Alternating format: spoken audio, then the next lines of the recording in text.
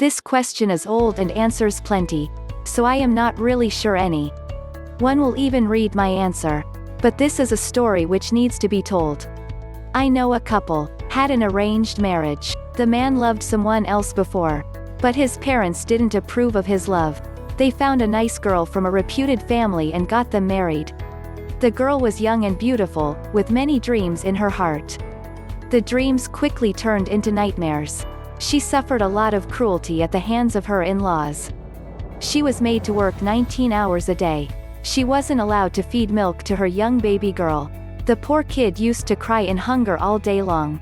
The man had enough and he cut all ties from his family, took his wife and young girl to a faraway place and settled there. Their problems began now. They fought like crazed animals, screaming, breaking utensils, hitting each other's, tearing clothes.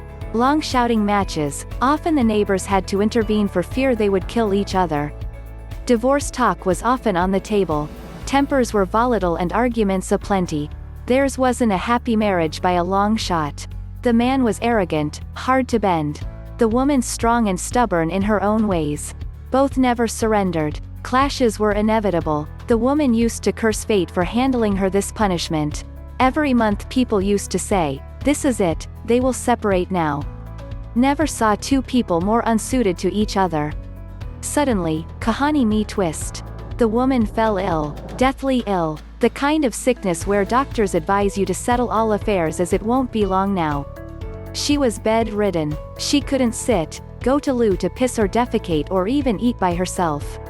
The man quit his job. He had quite a promising career. He became a house husband. For next 8 long months he lived next to his wife in hospital. She was shifted to ICU 4 times. She went into cardiac arrest, her kidneys shut down completely, liver failed, lungs became filled with water, she couldn't even breathe.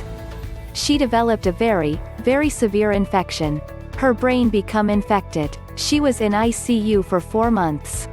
She was the only person to stay for such a long period and live to tell the tale. The man didn't quit. He didn't let his wife die. He became a permanent fixture in that hospital. He had never gone to college. He started studying now intensively about his wife's condition.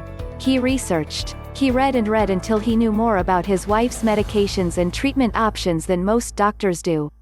They used to get offended. How dare he tell them how to treat their patient, until they noticed she always deteriorated whenever they disregarded their advice.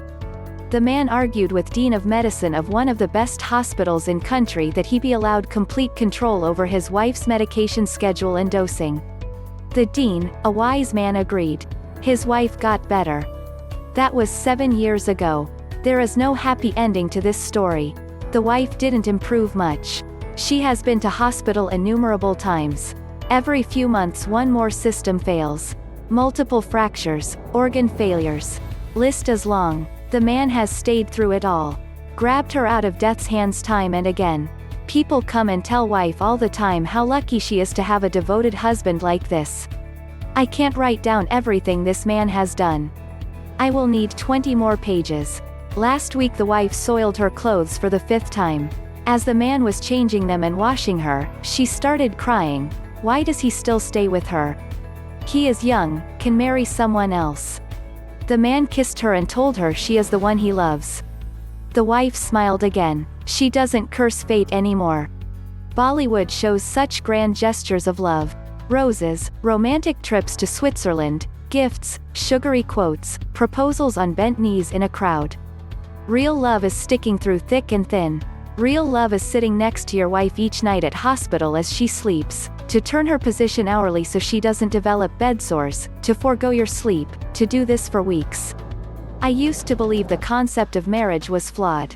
That couple opened my eyes. If I ever became lucky enough to marry a man like him, I would consider myself the most blessed girl on this planet. O. A. I.